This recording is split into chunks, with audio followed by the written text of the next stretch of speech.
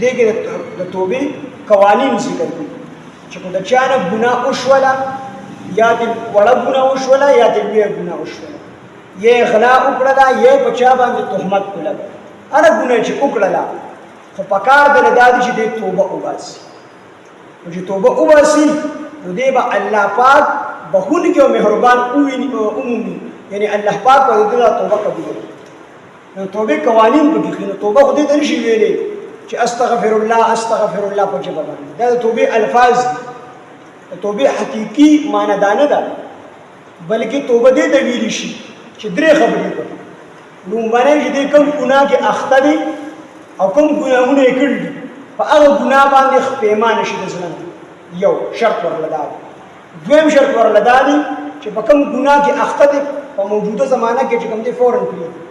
ماضی کې ستومانی ښکارا کی او حال کې د ګناه بریدي او مستقبل کې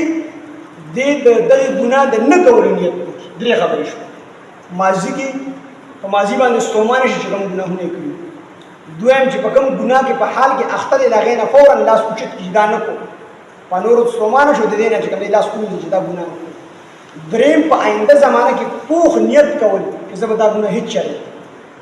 د درو خبرې چې موجوده وي دې ته توبه وشي خدا په حقوق الله کې اوس حقوق العباد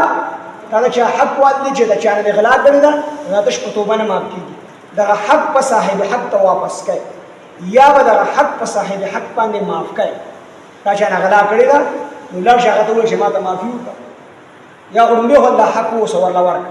خو د شي نشي ورکولې په بل طریقې وته ورسه شرمېږي مثال په تور تا د زور په غلا کړی دا او اوس ته توبه پسړه کې توبې طلب پیدا شو اوس په دې څنګه ول چې ما غلا کړی خو پاک دامن سړی په معاشره کې ز پاک سات ګرځم او چې زه ته چې ما ستان له دوه مخ کې غلا کړی دا زه ته ملامت کېږم نو به تر خو چې تاسو وکړي او کو دې نشي کولای د غزور روپے وته بل طریقه باندې ورسته یا تانه مې کارس اغوستل یا بس دا والا ځان سره کې اړه کې نیت کو چې دامه دغه حق واپس په دې طریقې سره حق واپس نو یا په صاحب حق باندې حق معاف کړي یا تانه ما دوره غلا کړو دا ما ته معاف کړي یا ولور په څه طریقه باندې دا یا چې کوم عبادتونه چې دغه قضا شته دي ان روزه د خورلې نه دي قضا خوشته دي قضا یا کفاره شته قضا او کفاره دواړه پوره کړي دغه وروسته به استغفار توبه وباسي مونږ دې نو تا قضا کړی دي چې توبه دې وباسه درې وړ شرطونه پکشته اون په پیمانه شوې اون د دینه بس مونږ نه قضا کوما او په ټیم باندې مونږ نه قضا کوو چې کوم دین تیر شوی دي دغه منځونه برابر ځای نو بیا به الله پاک تفسیر قرطبی لیکلی دي